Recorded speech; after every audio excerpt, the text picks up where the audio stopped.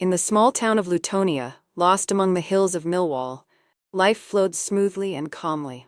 Here, everyone knew each other, and the local St. Peter's Church, located in the very center, was not just a place of worship, but the heart of the entire community. It was here that Lutonia residents came to find solace, share joy, or simply hear the kind words of Father Mark Leonardo, a priest who had served in the town for over a decade. Father Mark was a man to whom advice was sought, and his words were often decisive in matters both spiritual and temporal. But it is his unyielding outlook on life and belief in his own infallibility that will soon become the center of a terrible scandal that will shake Lutonia to its very foundations. Deborah Lippi, a 30-year-old woman with a heart of gold, was one of the most devoted members of the church. Everyone knew her, from the children for whom she organized Sunday lessons to the elderly whom she helped around the house. Deborah was that rare person who always found time for others, forgetting about her own needs. Her bright smile and kind eyes became a symbol of kindness in this small town. But no one could have imagined that it was in this church, among the walls saturated with prayers and hopes, that an event would occur that would make everyone doubt what they know about life and death, good and evil. One day, at the beginning of a cold October, Deborah suddenly disappeared. She was not seen either at Sunday services or in the city park where she usually walked with neighboring children. Phone calls went unanswered, and her home appeared to be hastily abandoned. This caused alarm among residents, and within a few days, the search began. No one expected that Deborah would be found dead, much less in the holiest place in the city. But this was only the beginning of a long and painful story that will reveal the dark sides of the human soul and force the city of Ash to face a truth from which it is impossible to hide, even behind the walls of the church. It all started with a body found in a quiet, darkened parish room. The body of Deborah Lippi. Her death was not just a tragedy. It was a brutal murder committed with such cold determination that no one could believe that the man to whom they trusted their deepest secrets was behind it. The investigation of this crime was supposed to destroy trust and destroy lives. But until this moment, before everything became known, the residents of Lutonia still believed that evil could not penetrate their quiet corner. However, with each passing hour, with each new discovery by detectives, it became clear that true evil can hide even in the most righteous hearts. Thus began a story that shook the city to its core. And soon, every resident of Lutonia realized, no one is safe from the darkness hidden behind the mask of holiness. A cold autumn wind blew through the streets of Lutonia, stripping the last leaves from the trees. It seemed like a normal day, a bustling Petternet, children playing in the schoolyard, and the sound of bells echoing in the empty alleys. But something was wrong. There was tension in the air, subtle but persistent, as if nature itself was warning of impending disaster. In the morning hours, when the city was just waking up, Lisa Carter timidly knocked on the door of St. Peter's Church. She came, as she did every Sunday, to help Father Mark prepare the church for the service. Usually, Deborah was already here at this time, tending to flowers or arranging candles. But today, the church greeted Lisa with silence, a strange, dull silence that spread across the empty benches and dimmed the light in the stained glass windows. Lisa called Deborah. Her voice echoed throughout the empty hall, but there was no answer. At first, she decided that her friend was simply delayed, but slight anxiety gradually began to develop into fear. Her intuition told her that something was wrong. This feeling did not leave her as she walked through the dark corridors of the church, heading towards the rooms where the priest and parishioners usually held conversations. It was there, in a small room closed to parishioners, that Lisa discovered something that was to change her life forever. The light of the lamp, barely breaking through the half-open door, snatched a terrifying sight from the darkness. On the floor, among scattered books and papers, lay the body of Deborah Lippi. Lisa did not immediately understand what was in front of her. It was too unexpected, too unimaginable. Deborah's body was mutilated beyond recognition, and the first thing Lisa felt was not fear, but an inexplicable emptiness, as if reality had suddenly lost its meaning. She screamed, but her scream was drowned in the walls of the church. Time seemed to stand still. The thought that her friend was dead did not immediately penetrate her consciousness. At that moment, Lisa could not understand how and who could commit such an atrocity. Deborah's body was covered with bloody spatters, and her face was so disfigured that she could only be recognized by her clothes and jewelry. But this horror was not the only thing that shocked Lisa. Behind Deborah's body, a little to the side on the floor, lay a bloody cross, a symbol of the fact that the church, which they considered a refuge, had now become a place of murder. This was not just an act of violence, it was a message, dark and merciless, thrown into the very heart of faith and trust. Soon, the police arrived at the scene. Their heavy footsteps echoed through the hallways as they examined the body and crime scene. There were more questions than answers. Who could commit such a brutal crime in a place that was supposed to be holy, and why?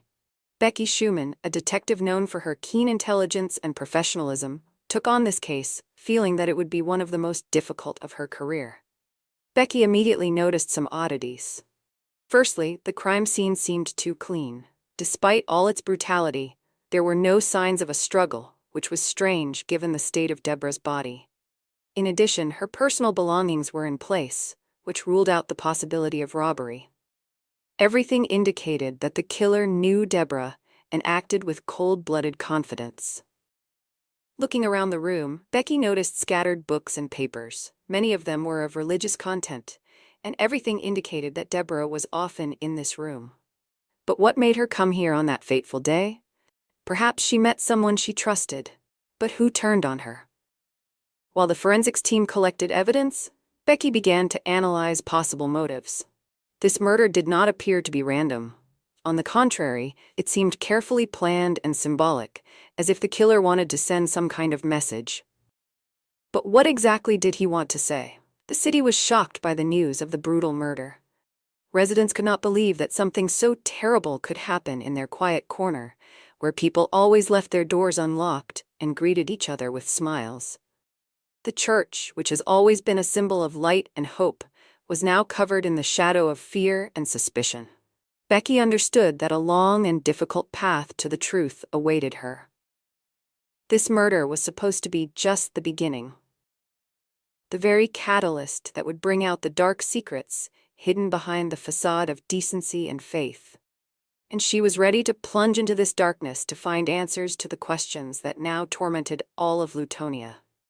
With the first rays of the sun breaking through the thick curtain of clouds, Lutonia woke up in a completely different reality. The murder of Deborah Lippy was a shock that ran through every home, every family in the city. Rumors spread with lightning speed. Each resident seemed to know more than his neighbor and added his own version of events. However, at the center of all the talk and speculation was one question: who could commit such a terrible crime? Meanwhile, for detectives Becky Schumann and Peter Ridgway, this morning was no different from any other, if not for the terrible events that unfolded the day before. Becky, barely closing her eyes after a sleepless night, was already sitting in the office, looking through forensic reports and searching for any detail that could shed light on this case. Peter, although he looked calm, felt internal tension. In the city where they both spent more than 1 year, murder was so rare that each case became special. But this one turned out to be simply out of the ordinary. The first thing that struck Becky when examining the reports was that there were no signs of a struggle. This meant that Deborah either trusted her killer or was caught off guard. However, she was even more surprised by the condition of the body. The injuries inflicted indicated that the crime had been committed with particular cruelty. Forensic investigators discovered that the murder weapon, a knife, was left at the crime scene. This seemed unusual, since most killers try to get rid of the weapon in order to complicate the investigation. But this criminal seemed to want to leave a message, and that was what bothered Becky the most. Peter, meanwhile, was collecting information about Deborah. Her life seemed, at first glance, impeccable. A loving family, active participation in the life of the city, devotion to the church. But Peter knew that behind the facade of perfection, there are often hidden secrets that can shed light on true motives. He began by interrogating her relatives, friends, and acquaintances, trying to build a complete portrait of her life and her last days. Many described Deborah as kind and sympathetic, but some hinted at her recent withdrawal and anxiety, which she seemed to hide from everyone. Peter's first interrogation led him to Lisa Carter, Deborah's friend, who discovered her body. Lisa was in shock and still couldn't believe what had happened. However, overcoming her emotions, she told Peter that in recent weeks, Deborah had become more withdrawn, often lost in her thoughts, and even avoided discussing church matters, which had previously been her favorite topic. Lisa noticed that Deborah began to come to church alone, late in the evening, when there was no one there. Something was bothering her, but she never shared what it was. Becky, meanwhile, decided to focus on the crime scene itself. She understood that the key to the solution could be hidden in little things that, at first glance, might seem insignificant. Father Mark Leonardo volunteered to help her with the examination, and although his help was offered with the best intentions, something about his behavior seemed unnatural to Becky. The priest was unnaturally calm for a man who knew the murdered woman personally and saw her body in such a terrible state. This caught Becky's attention, and she decided to take a closer look at it. Father Mark was a man with a complex character. He was strict but fair, and although his faith was undoubted, sometimes there were notes in his sermons that alarmed some parishioners. He was a strict adherent and followed the canons with a rigidity that could seem intimidating. Becky decided it was worth looking into his past and see if there were events in his life that could shed light on the current investigation. Among the documents Becky studied were many church books and records, but one of them caught her attention: the journal that Deborah kept. This diary was not only a record of her thoughts, but also a testimony of her experiences in the last weeks before her death. There were notes about her doubts, internal torment, and fears. One of the last entries spoke of a man in the dark who haunted her even in church, and this alarmed Becky even more. Meanwhile, Peter learned that the priest was the only one who did not provide a clear alibi for the night of the murder. He claimed that he was in church praying, but no one could confirm his words. This further increased suspicions in his direction, but there was no direct evidence yet. Becky and Peter began to realize that the investigation was just beginning and that there were many secrets ahead that they would have to uncover. The key moment was the realization that behind the facade of a quiet town, there were many skeletons, and Deborah's murder may be just the tip of the iceberg. Every step, every new piece of evidence brought more and more questions, and although the answers were not yet available, the detectives were determined to get to the bottom of the truth. The foggy morning found Lutonia immersed in anxious anticipation. The murder of Deborah Lippy became the main topic of conversation on the streets, in shops, and even in homes. In a town where the priest was the embodiment of moral principles and spiritual guidance, doubts now began to creep in. People whispered that perhaps something dark and terrible was hidden behind the facade of piety. Father Mark Leonardo, who had always been a bastion of calm and confidence, now found himself under suspicion. His behavior after the murder raised more and more questions. Even those who had previously considered him the steadfast leader of the community began to notice changes. He became more withdrawn, avoided communication, and seemed to become increasingly lost in his own thoughts. Detectives Becky Schumann and Peter Ridgway began to carefully study the priest's past. They knew that behind each mask there could be something hiding that explained current events. Research into his life led them to amazing discoveries. Mark Leonardo was born and raised in a strict religious family. From a very early age, he was prepared for service in the church, and he was brought up in the spirit of unquestioning obedience to religious canons. His parents, men of iron will and uncompromising convictions, instilled in him strict moral principles that guided his life. But the deeper the detectives delved into his past, the more details emerged that contradicted his impeccable image. Peter found information that Mark served in another diocese for several years before ending up in Lutonia. In those years of his service, not everything was smooth either. Several parishioners complained about his excessive severity and harsh methods of raising children in the church school. One of these complaints even led to an investigation, but the matter was hushed up, and Mark was simply transferred to another parish.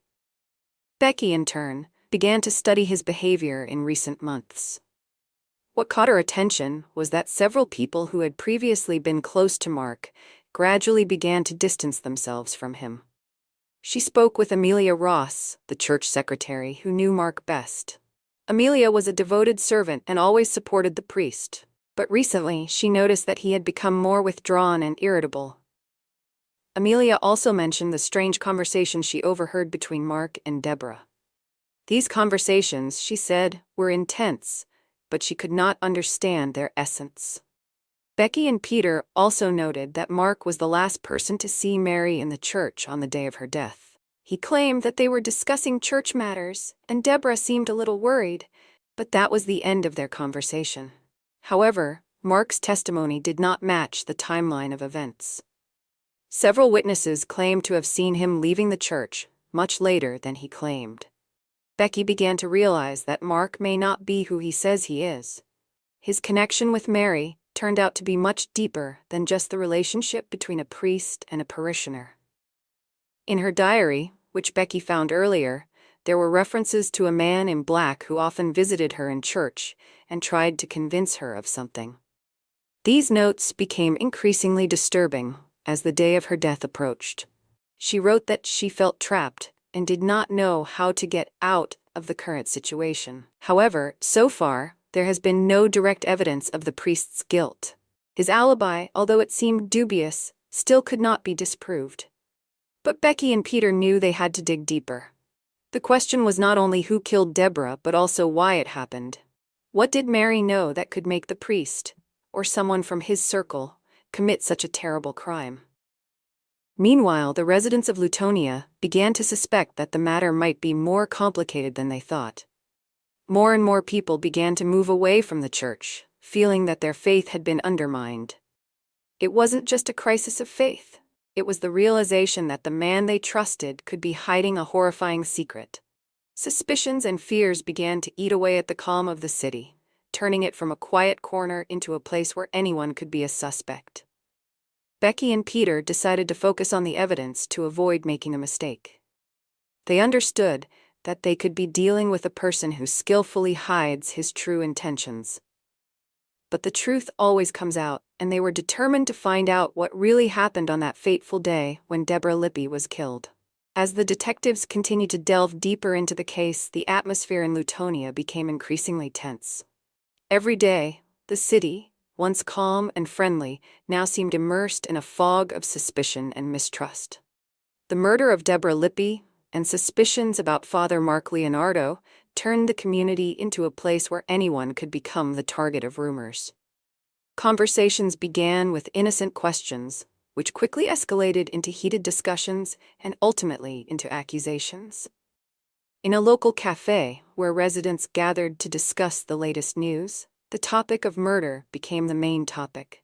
Someone remembered seeing Deborah late in the evening near the church. Others mentioned strange changes in the behavior of Father Mark. Everything seemed important, even the smallest details, and everyone considered it their duty to share information that could shed light on the crime. One of the most discussed topics was the connection between Mary and the priest. Many knew that Deborah spent a lot of time in the church, often helped with organizing events, and was close to Father Mark. But now, after her murder, this closeness began to seem suspicious. People began to wonder what exactly connected them.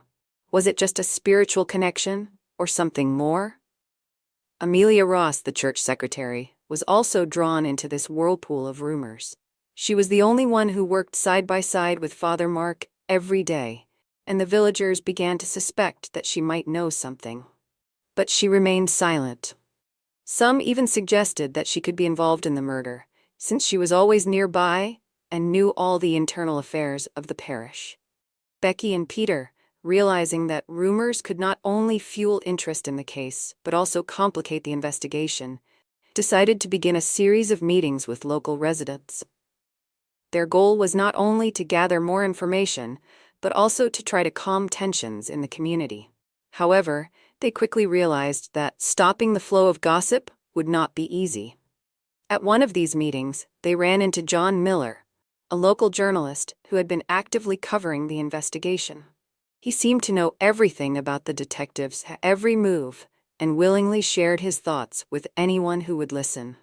John was sure that there was more to the matter than just jealousy or personal scores. He even suggested that the murder could be connected to dark rituals or ancient rites that the priest allegedly performed in secret. Becky, although skeptical, realized that John could have important information, especially if he was communicating with people who were afraid to speak directly to the police. She decided to take note of some of his assumptions, although she did not consider them paramount. Meanwhile, Peter focused on interrogating members of the church parish. He noticed that many of them, who had previously supported Father Mark, were now starting to distance themselves from him. Some parishioners even admitted that they felt uncomfortable during the last sermons when the priest spoke about sin and redemption with special passion, almost with a threat. These words began to seem to them like a harbinger of something terrible, and now they could not help feeling that there was a hidden threat in his words. But the most surprising thing was that some of the most devoted parishioners began to doubt their faith.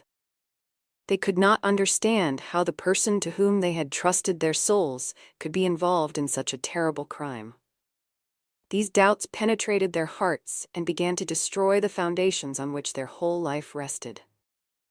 At the same time, Lisa Carter, Deborah's friend, who remained one of the few who still believed in the innocence of Father Mark, became the object of condemnation from her neighbors.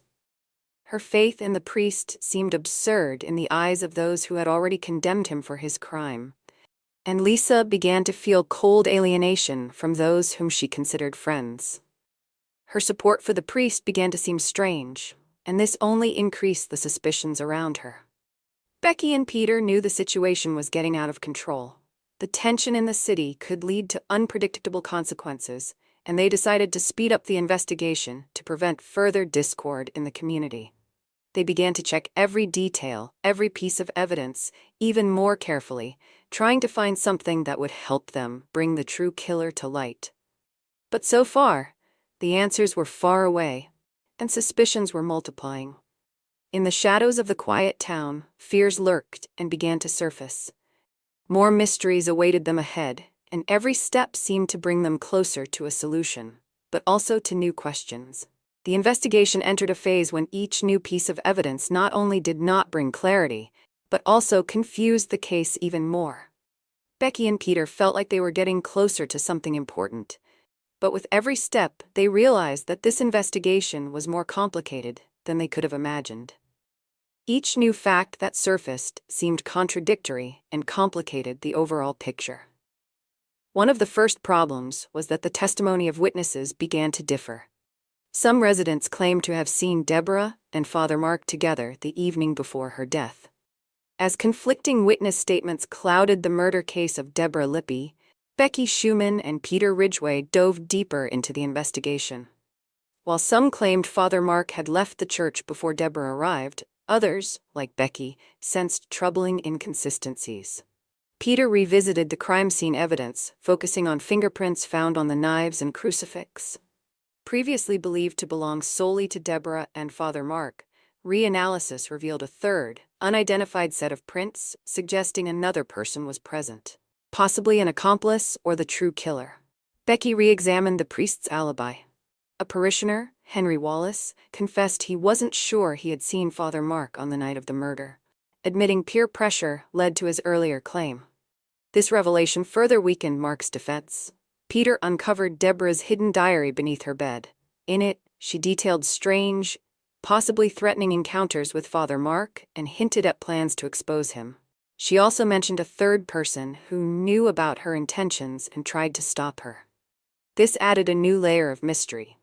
The church's financial records showed large, unexplained transfers to Father Mark's personal account.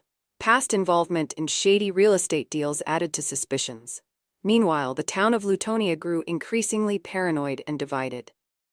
Becky and Peter suspected a broader conspiracy involving more than just personal motives.